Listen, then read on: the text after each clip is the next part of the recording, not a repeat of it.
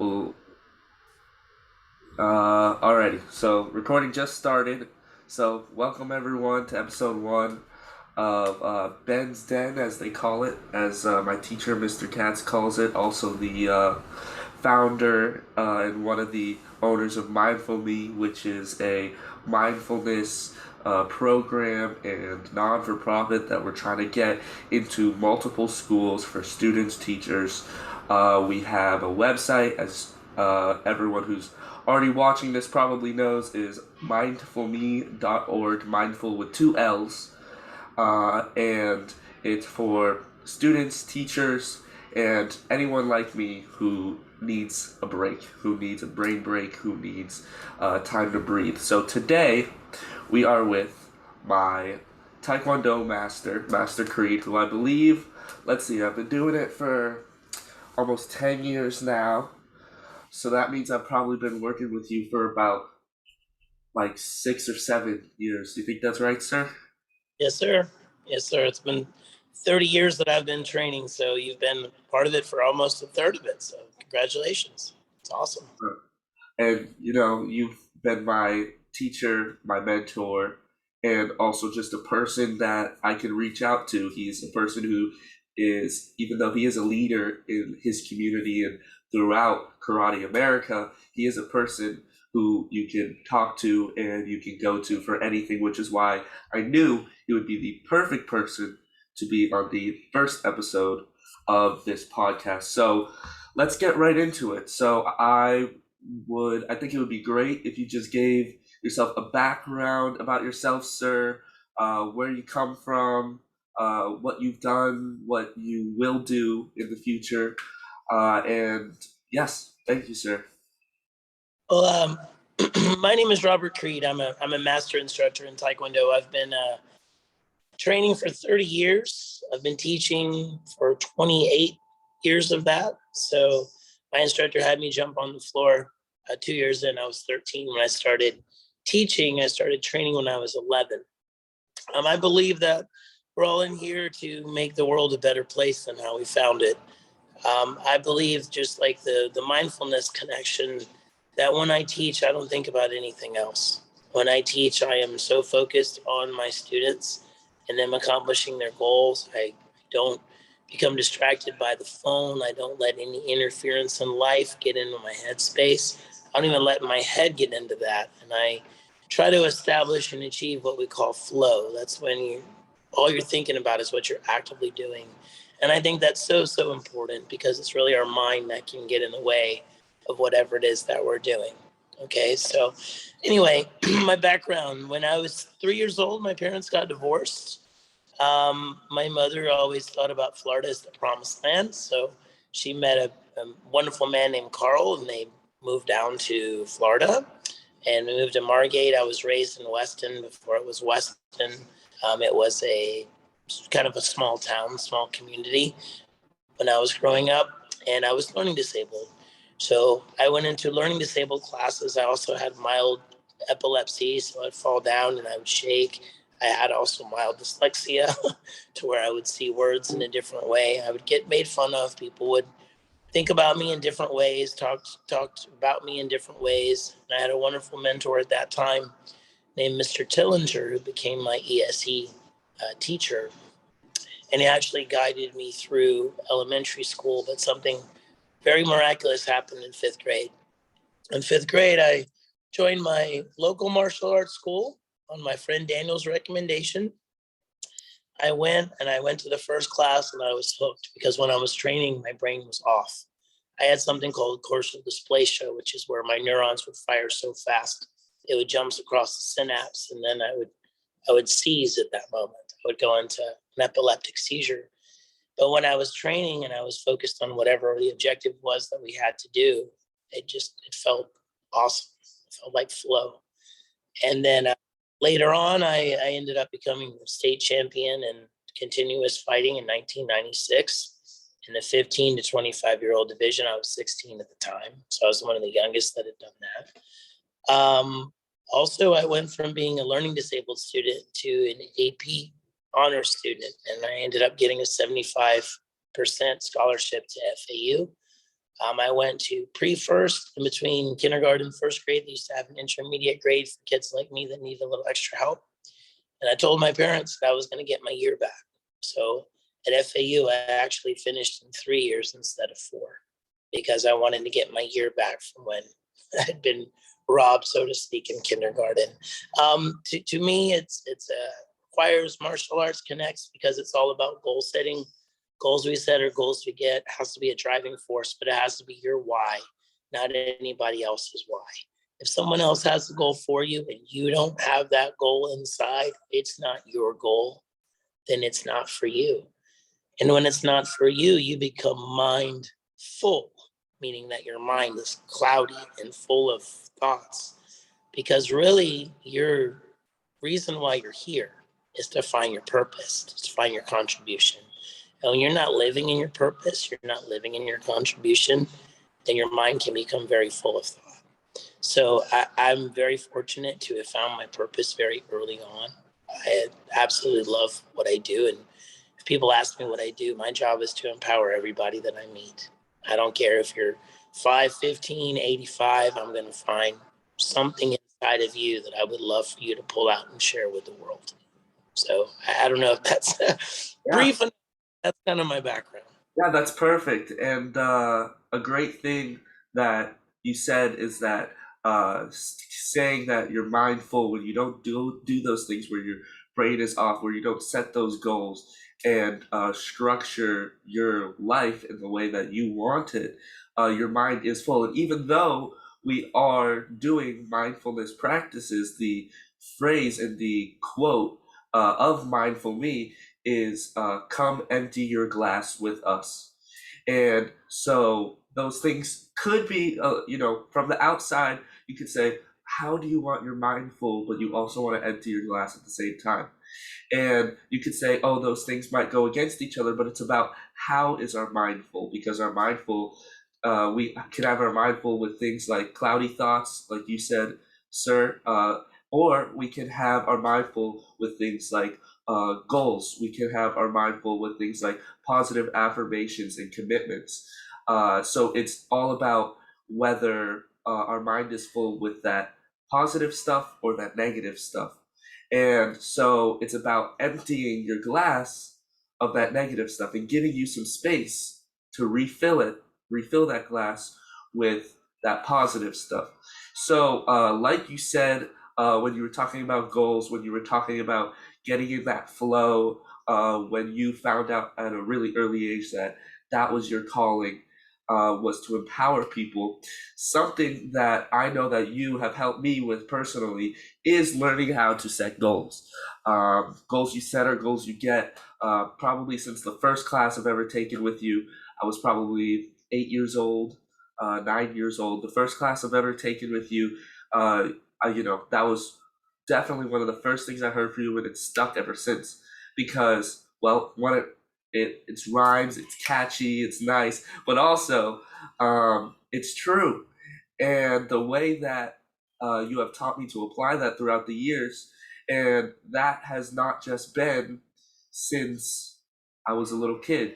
For example, during the COVID school year, I was struggling a lot with with school, with online school. I was struggling a lot at home, and I had lost my guidance for myself, and I didn't know what my goals were, and I didn't know how to bring them about, and I didn't know how to achieve them. And even though it was COVID at that point, and there was only online classes, and it was pretty much I had no actual face-to-face connection with Master Creed. He still met with me in a park in Hollywood, I think it is, right? In Hollywood. He met with me in a park in Hollywood, and we sat on a picnic table and we talked. And he asked me, he did not tell me what my goals were. He asked me what my goals were, and he was able to bring them out of me. And so that's why I thought that what topic of discussion should we have today, that you are the perfect person to talk about goals, especially pertaining to the upcoming school year. So school's almost starting for me. It starts in little over 2 weeks, the 16th of August. And, most people watching this will be high school age. High school is, particularly in school, it's a time of stress. It's a time of a lot of work. You're balancing social life with school and extracurriculars and everything. And it is a particularly stressful time of life for many people. And so I'm going to 11th grade, and so many other people watching this are going to be from different grades. So I just want to talk with you a little bit about how to mindfully and successfully set goals for this upcoming school year, so that we can succeed, whether that be socially, in school, whether that means our grades, whether that means the understanding, the grasping of the concepts, and how you would go about that, because you are the only person that I can think of that is a true expert, in my opinion, that is a true expert on how to set and achieve his goals, sir. So just, I would like to get right into that if we could. We can. So the number one thing we talk about this, we have this leadership success cycle that we talk about, and it's know what you want, have a plan, seek out a mentor, take consistent action, review your progress, and renew your goal. And that's, to me, extremely important. So I knew that I had this big goal going back to college. I wanted to make sure that I got out in 3 years instead of 4 with a degree. I have a degree in marketing, because marketing is all encompassing to running a business like mine or a school like mine. So I went in and I said, I want to take every single class. I want a chart of every single class that I need to take in order to graduate with my degree in marketing. So I literally had them print me out a sheet that had boxes with the courses. And every time I took one, I checked it off. I was all full time in school, so the schedule was limited as to what I could take and when I could take. So know your constraints, know what you're capable of doing and what you're not capable of doing with the constraints that you have. Some people in high school have to work 20 hours a week to help their family. Some people don't have to work 20 hours a week to help their family. Some are involved in community activities like karate or soccer. And they don't want to give it up. They just have to organize it. So the first step is really know exactly what you want. And it has to be what you want, not what someone else wants for you. They can guide you, but it's something that you want. And if your why is big enough, then you're good. Then have a plan. Here's the biggest part. You're going back to school in a couple of weeks. The first thing you need to do is get your body back in rhythm with your school schedule.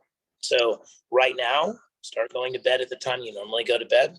Start waking up at the time you normally wake up. A lot of times people don't want to hear that.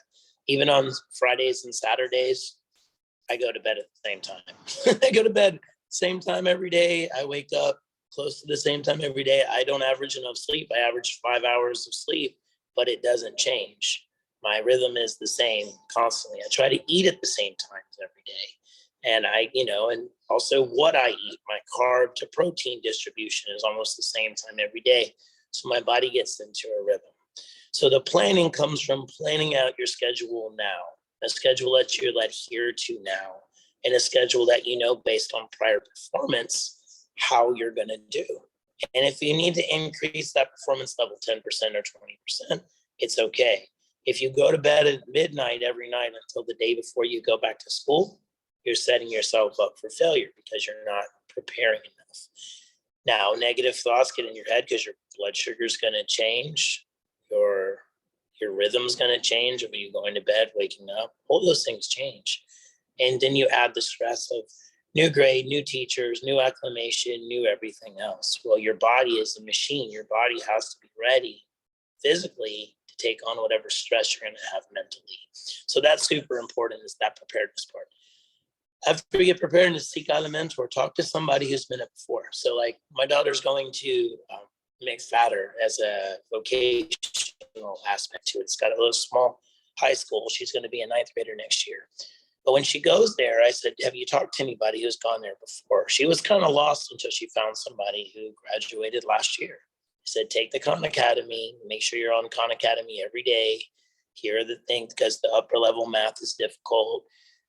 Schedule out this way, this way, this way, this way. Even though school doesn't start until 9:30, make sure you get up at the appropriate time and prepare for your classes.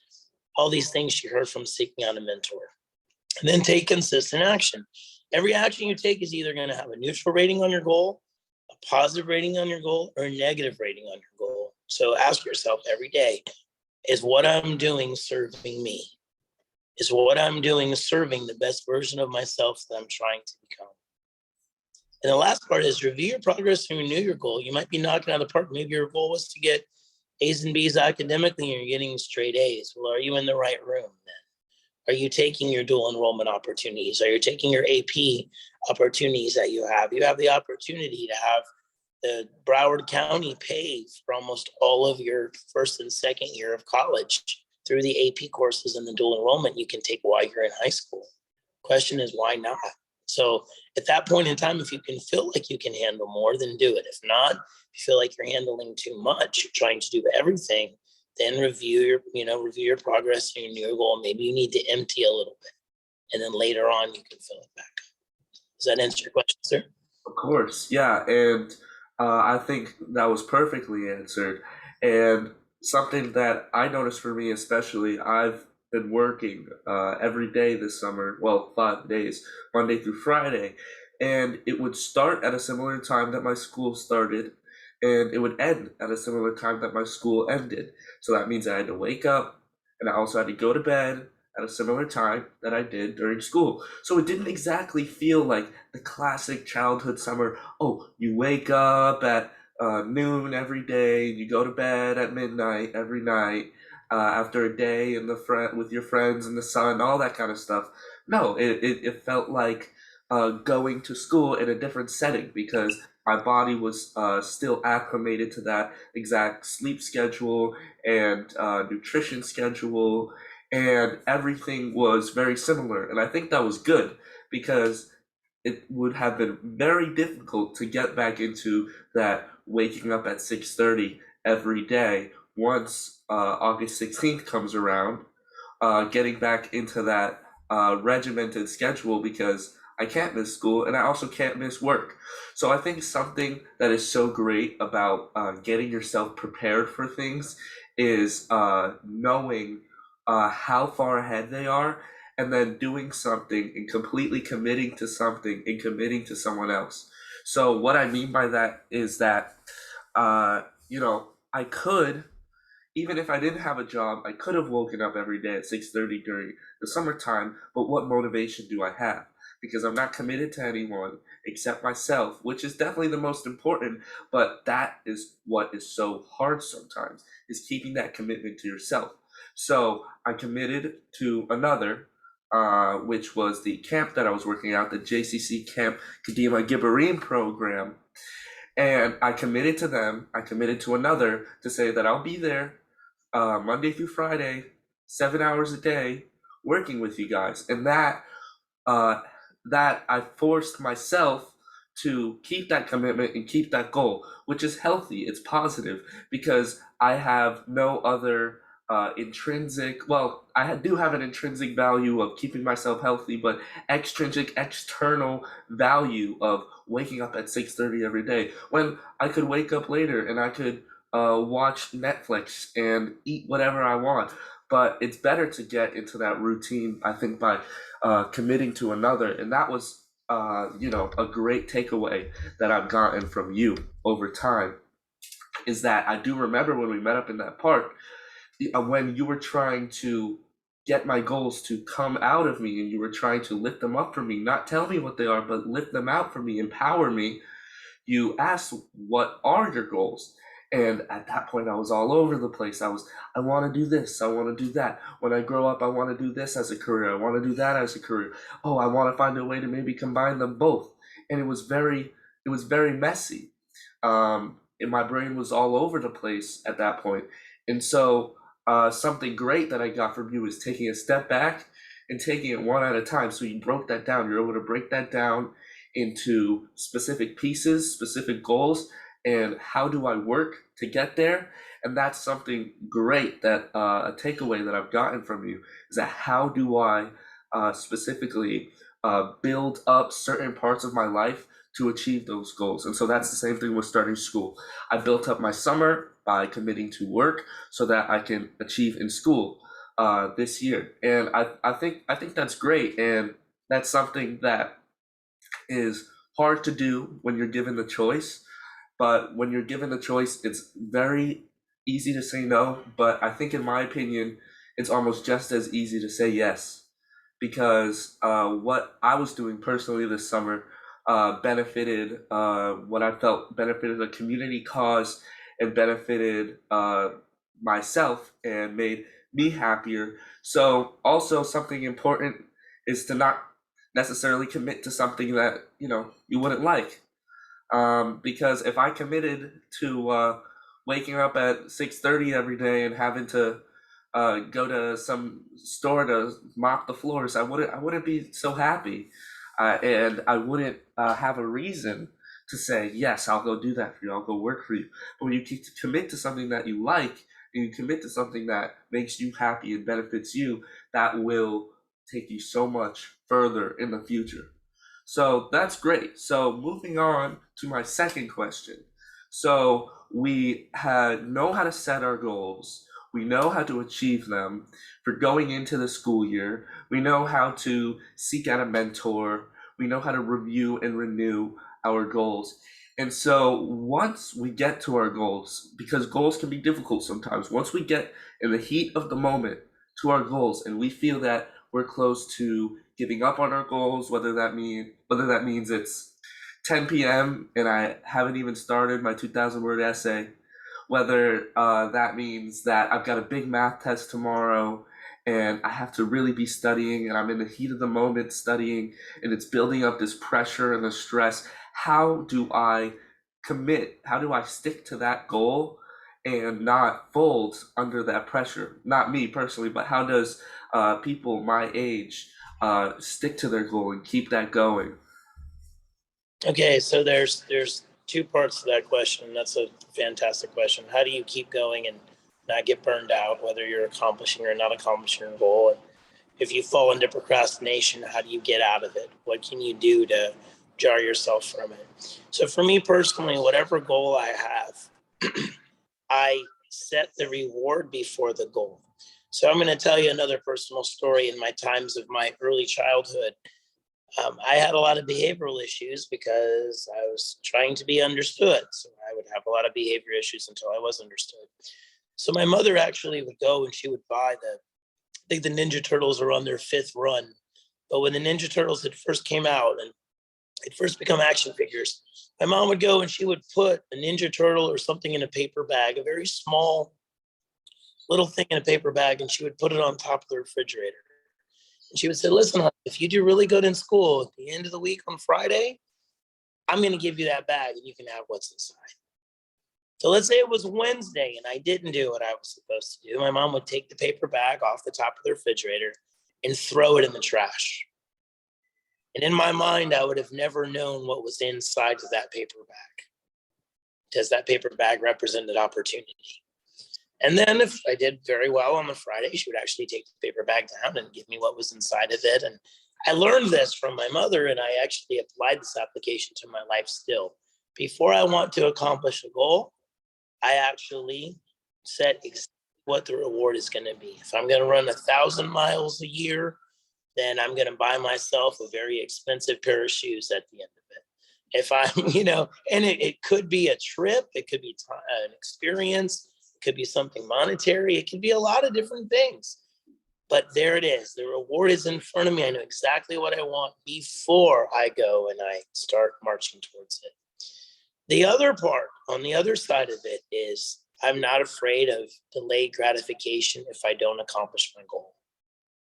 I don't punish myself, but I don't buy the new shoes if I didn't accomplish 1,000 miles. Not 99.9, not 99.7, has to be 1,000. I don't do certain things if I haven't met the goal that I need to meet. I do what I have to do, then I do what I want to do. I never asked myself, do I want this? I already went through that. Know what you want. I knew what I wanted before I set my goal. Now there's no hey, I'm not sure if I really want this. I already went through that value discussion in my head. Is this valuable to me to commit my time to? Because really, the number one currency we have in life, you guys have a lot of, is time. It's time. Everything else, money comes, money goes, things, but time, once you spend it, you can't ever get it back. You don't know how long you have. You know how much time you actually have. So the time you have with people, mindfulness means you need to be present with those people. You need to be present when you're teaching. The beautiful part about you teaching the Gibberine, and for everyone who doesn't know, Gibberine means special needs. These are people that have cognitive difficulties. They're just very much, and they have special needs. So if you're not present with them, Sir.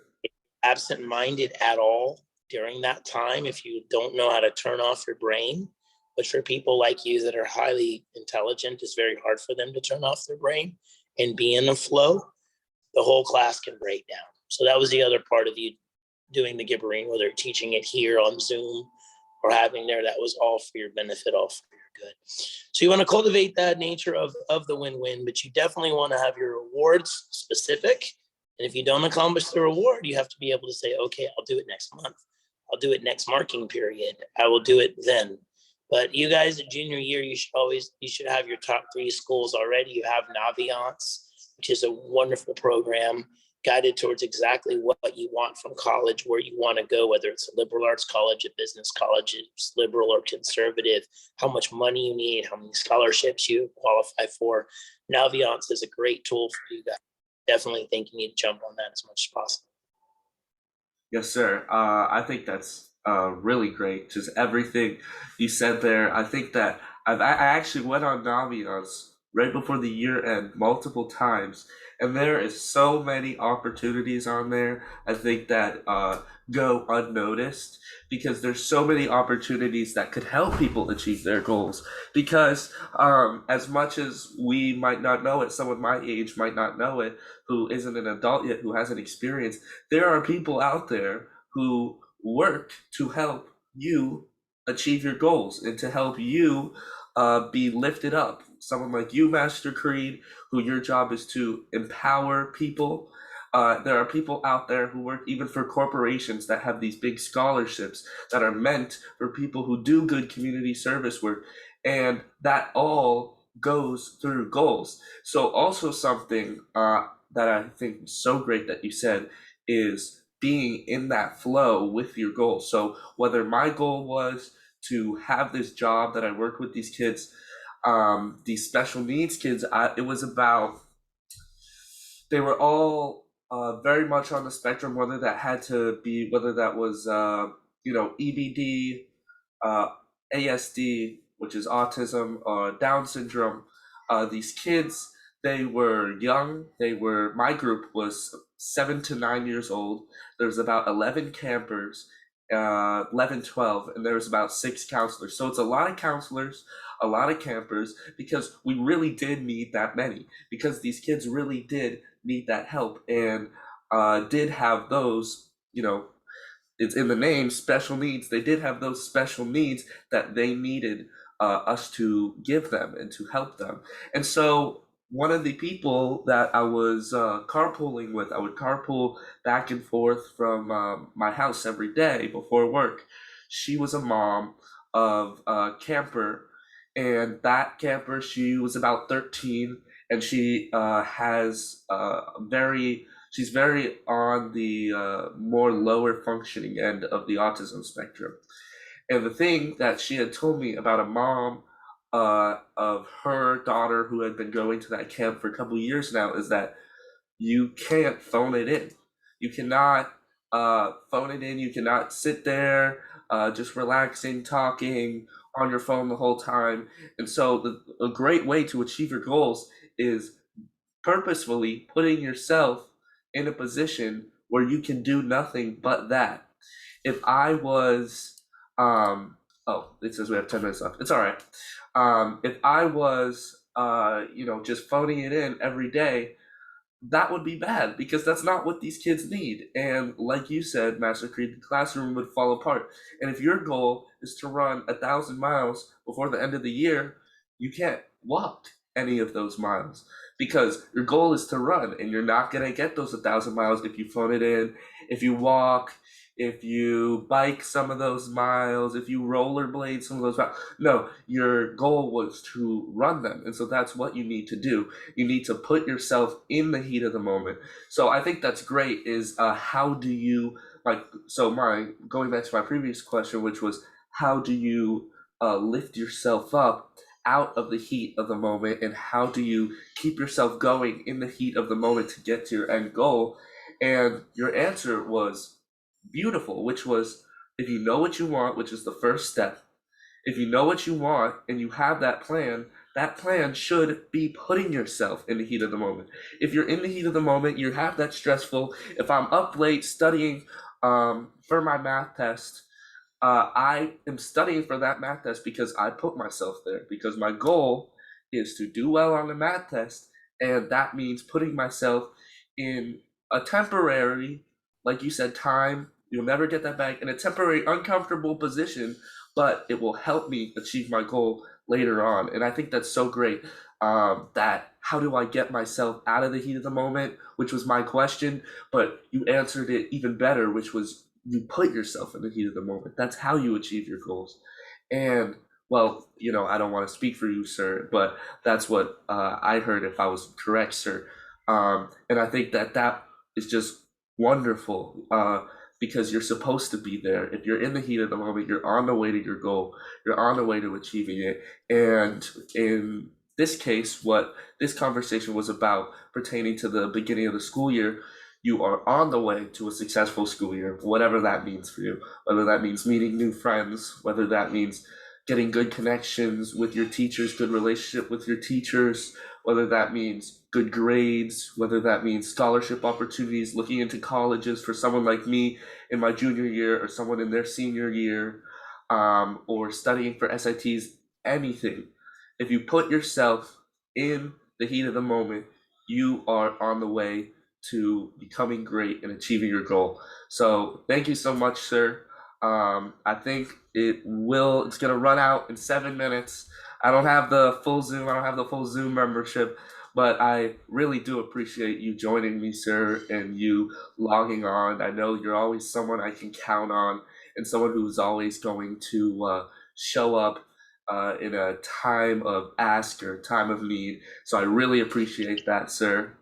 Uh, yeah. So any last things you want to say, sir? Go ahead. I have three last things because I know we're running out of time. Number one, I neglect to mention the power of visualization. So you can't mentally and physically be there at the moment. You need to be mentally there first.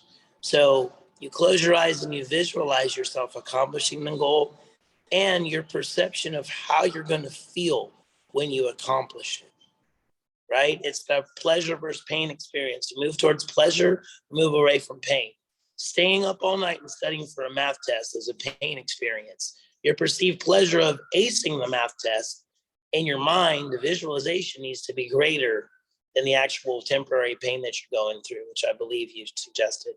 Secondly, this is found in nature. If it's not in nature, then it doesn't work in the natural world. It's not going to work in our physical world as human beings.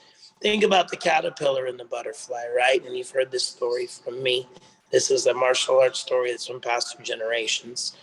And it has to do with enablement from your parents, right? Because certain times we want somebody to come and rescue us. And the old story of the guy on top of the roof, and there's a flood, and the waters keep coming up, and he's praying to God. And then a guy comes with a boat. Hey, come on. No, no, God will save me. And then another guy comes with a boat. Hey, come on. And then a helicopter comes. Hey, come on. No, no, no, God will save me. So he dies because the water gets too high, and he goes to heaven. And he goes, God, why didn't you save me? He said, I sent 2 boats and a helicopter. What are you talking about? Why didn't I save you? So in natural law, what happens is when the caterpillar goes into the chrysalis, and then if you ever see a caterpillar turn into a butterfly and the butterfly come out of the chrysalis, it's very violent. They have to move their wings. It's a very violent experience, and it takes everything you can to go and open up that chrysalis, wanting to open it up. But if you go and you open it up, that butterfly will never fly. So part of the things that high school kids wrestle with is your parents are very capable human beings. You have an amazing support team around you, Ben. You have great people So you wonder why your parents in your world and your perceived you might not help you as much, right? Well, the reason why they don't, the hardest thing that I have to do as a parent is let my kids fight their own battles. Is have my kids have enough of that energy like the butterfly does. Because if you open that chrysalis, that butterfly will never fly. If you let it fight through that chrysalis, that butterfly will have a great rest of its life, okay? And most of the time it is spent as a caterpillar. The third thing I just read, excuse me, I just read this book from a guy named Joseph Nugent. He was talking about thought is good, thinking is bad. And you have an impulse thought, when you have a thought that comes like, hey, I want to do this, you can talk yourself out of it if you just let the floodgates of your mind open up. What if this happens? What if this happens? What if this happens? And when people what if, that's a survival skill that's like deep coded in us biologically. That was like, hey, what if I go out at night to go hunting? I might get eaten by a bear, right? Right. We don't need to what if in a negative way anymore. We need to what if in a positive way. What if I get an A on that math test? I'll do better on my SAT. What if I do better on my SAT? I'll get accepted to that college I want to go to. What if I get accepted to that college I want to go to? Then I'm going to become the physician that I want to become. Then I'm going to become the judge I want to become. I'm going to become the advocate I want to become. Okay, so let me do great on this math test. And I think when we think about that, we plan for the future. We have this plan and we can adapt and overcome. We can pivot because we do have a plan. But at that very same time, thought is good, thinking is bad. Let's go through the pain experience. Let's realize why no one's coming to save us. Let's own our life. Let's make our decisions our decisions. And when we make that, we are the sum of all the decisions that we make, not what our parents help us get out of. So I value this time. I value you as a human being. You are enough already. That's the one thing you have to always understand. There's always room for improvement. And when you empower other people, you empower yourself. That's how it Right, you sir. empower yourself first and then empower other people. You see a need in somebody, you help them. And when you help them, you become a better version of yourself.